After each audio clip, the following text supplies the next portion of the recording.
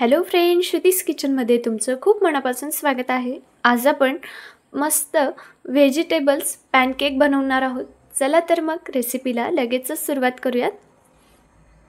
तर vegetables pancake बनवण्यासाठी आपण या ठिकाणी पत्ताकोबी चिरून घेतलेली आहे।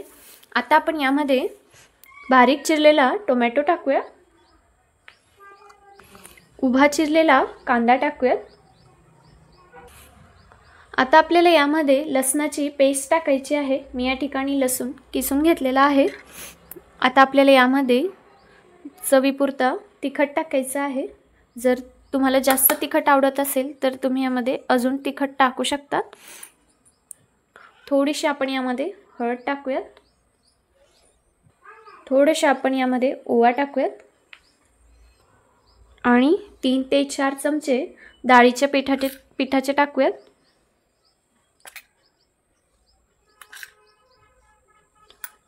आणि 3 चमचे आपण यामध्ये तांदळाचं पीठ टाकूयात।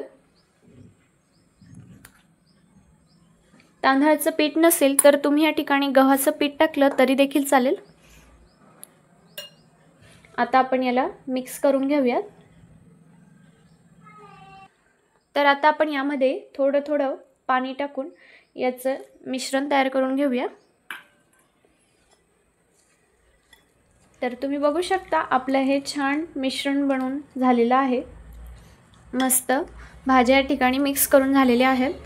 आता आपण यामध्ये चवीपुरतं मीठ टाकूयात, थोडीशी आपण यामध्ये कोथिंबीर टाकूयात आणि याला परत एकदा छान असं मिक्स करून घेऊयात।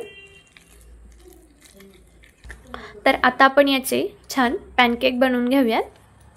तर आता आपण या ठिकाणी एक पॅन ठेवलेला आहे, त्यामध्ये थोडंसं तेल टाकून ते तेल छान पसरून घेऊयात।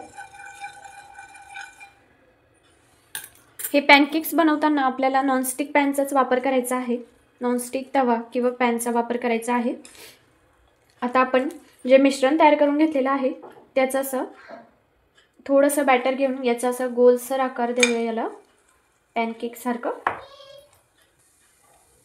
आता आपण याच्या वरूनही थोडंसं तेल टाकूया, थोडेसे आपण यावर चिली फ्लेक्स टाकूया। आता आपण याला उलटून घेऊया। याच्या वरूनही आपल्याला छान चिली फ्लेक्स टाकायचा आहे आणि याला शिजवून घेऊयात आता। तर आपल्या ठिकाणी पॅनकेक्स बनवून रेडी आहेत। आता आपण यांना प्लेटमध्ये काढून घेऊयात आणि उरलेल्या मिश्रणाचे असे छान पॅनकेक बनवून घेऊयात।